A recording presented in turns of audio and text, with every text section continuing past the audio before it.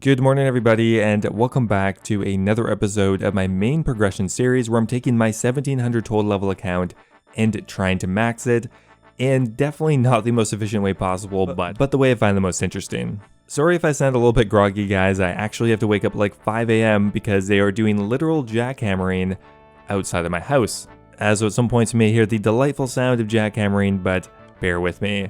So it has been about a month since my last video, and well, I have been grinding away pretty much every day on this account. So I have both a lot of progress to show you and not a lot at the same time. We're getting to that point in the account where things are just really slow. Anyway, guys, if you are enjoying my channel, don't forget to subscribe. I don't mention it enough, but we're approaching 200,000 and I would be really happy if we could hit that by the end of the year. Anyway, guys, let's get started.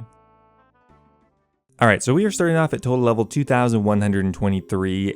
And kind of similar to some of the other episodes, we are going to be focusing on finishing at least one diary today. Now at this point, I think pretty well all of the useful diaries are completed. I mean, that's arguable. But of course, they are a metric of how completed your account is, and they are honestly just a really good way to frame leveling up some of these slower skills. Hey, there we go, guys. We actually got a personal best at Hydra for the first time in quite a while, a minute 27. Okay, well, no actual drop, but we got 3 spirit seeds. I didn't actually realize you could get so many in one drop before. Now, the further I get towards maxing, the more I realize that I did a lot of things in a weird order. These spirit seeds, not particularly useful now because I already have 99 farming, but I guess I can turn them in for money. Okay, so I think we've gotten to the point, guys, where Hydra is now officially boring. I mean, it's not boring because it has really good drops and you do have a chance of getting a Hydra claw, but I mean, the boss fight is just, I don't know, it's pretty repetitive and you do have to pay enough attention to not be able to really do anything else at the same time. But you know what, that's another Hydra task done, and we're actually very close to our 300th task as well, and 200,000 experience from one task. That is pretty crazy. Okay, so we're gonna go ahead and grab another task here, but look, we actually have 9 brimstone keys. I'm not sure if that was all from Hydra, but a fair number of them were. I am still looking to get maybe one piece of the Dust Mystic set. I would be extremely happy if we could get that. It doesn't look like we're going to get lucky this time. So from 9 keys, we got 600k. That's a bit under average, I think. But you know what? It's free money. Alright, so we're jumping back into actually a Chambers of Zarik raid. I've not really been doing that many recently, but I'm trying to get back into it.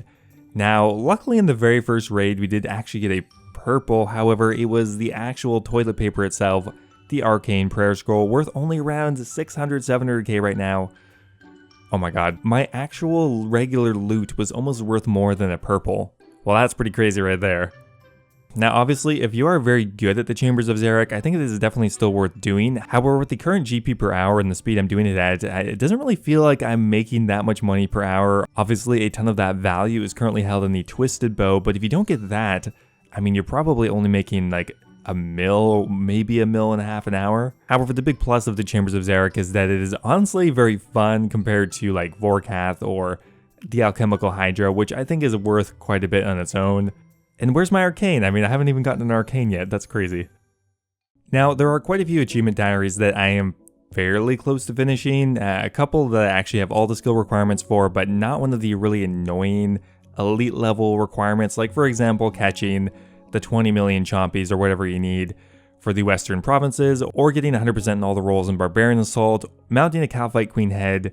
Those are things I want to tackle fairly soon, but actually the next diary I want to do is the Mauritania Diary. This will be a very good incentive to level up my fishing quite a bit. Currently we're level 87, and to complete the Mauritania Diary you do need level 96 fishing. However, you can get a +5 boost very easily with the Emerald Pie. So for the Mauritania Diary, we need 91 fishing, and that's the last requirement we need. Now, like I was mentioning, most of the diaries I've left aren't particularly useful anymore. For example, the Mauritania Diary gives you more prayer experience from the Bone Crusher, another herb patch, more Slayer experience in Slayer Tower. However, 50,000 runecrafting experience is worth it just on its own. So we have a lot of fishing to do, so we should probably get started with that.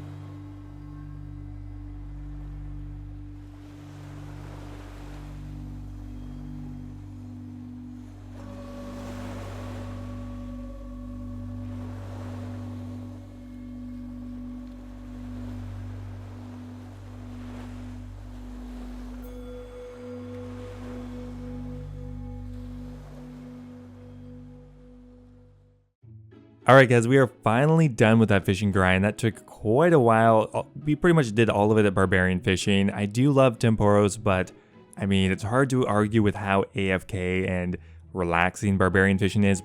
Plus, we ended up nearly getting to 82 agility, which is actually a notable level.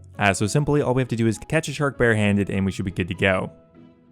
Okay, did I say simply? Well, we've been here for like 2 minutes. Oh my god, there we go. Finally, we got it. Okay, a couple other random tasks we have left here is killing an abyssal demon in the Slayer Tower. We got that one checked off. Okay, so apparently we've never used the fertile soil spell, like, in my entire life, but we definitely never used it in Mauritania. Now finally here, we have to loot a Barrows chest with a full Barrows set of armor on.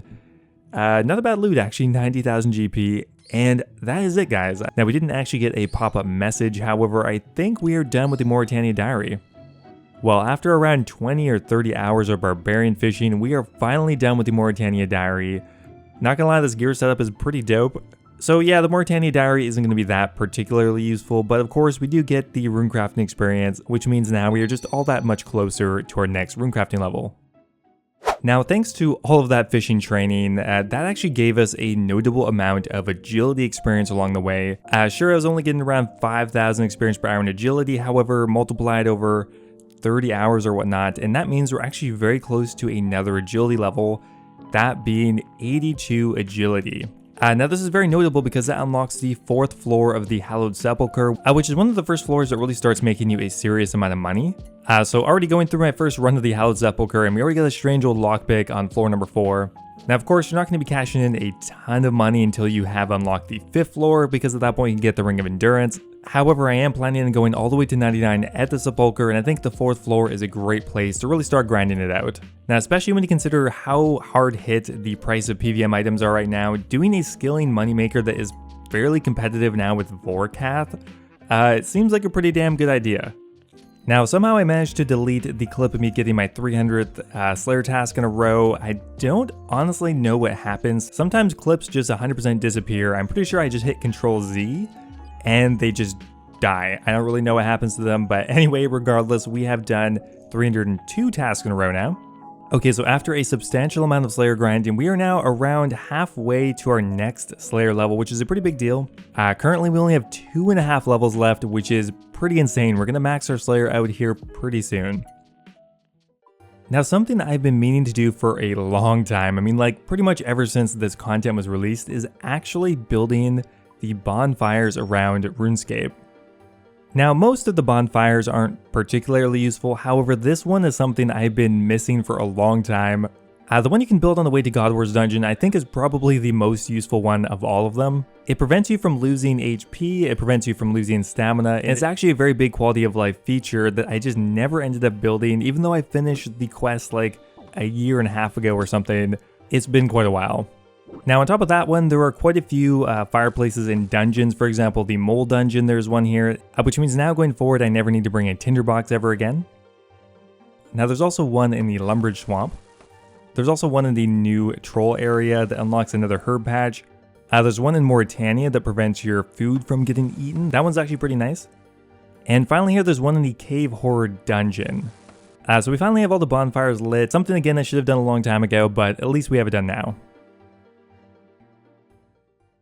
Man, Konar has some very strange tasks to do. I've never done a Zygomite task before, but there we go. Another really weird one I did is Black Dragons in the Evil Chicken Lair. Okay, another task done, 305 in a row. Rune Dragon tasks are great. I mean, you don't have to kill very many of them, so they're really easy for points, and you do have a chance of getting a pretty decent drop. Okay, another really interesting Slayer task I just got was actually a Barrows Slayer task. You don't see those very often. Now, unfortunately, the max amount of Barrows runs you can do on a task is 6. Not very many, but we'll go ahead and do them. Oh my god, I actually just got a double Barrows chest. Only worth 1.1 mil. Man, if that was like 5 years ago, that would be like a 10 mil chest or something. You know what, that's still pretty cool. Considering we got it within 6 kills, I'm pretty happy with that. But man, those things are not worth very much anymore. The Guthan Spear only worth 400k, the Durox Axe 600k. Man, Barrows has been gutted as well. That's kind of sad. Well, there we go. There's another boss task done. I haven't really done too many of those. Not really sure if this is worth it time-wise, but it was kind of fun. And I mean, 9,000 experience for only around 5-10 minutes. Not that bad. Okay, so we're taking a bit of a break from Slayer to do a bit of skilling. Now I have 99 smithing that I banked quite a few months ago. I'm probably going to do it in intervals. I mean, maybe if I get the motivation, I'll do it all in like a week or something. But regardless, there we go. We are now halfway to 99 smithing. Realistically, 99 smithing will only take another 20 to 30 hours, which really isn't that bad. We just have to get around to doing it. Okay, so now that I have reached my goal for fishing, my new AFK task is going to be woodcutting once again. I really want to get 90 so I can get the true AFK training method, that being redwoods. We're pretty close now. We're level 88 woodcutting, so only a couple levels left on that one, and then we can just truly AFK redwoods to 99. And thanks to how AFK redwoods are, I probably could just do that all day while editing videos or working on another account.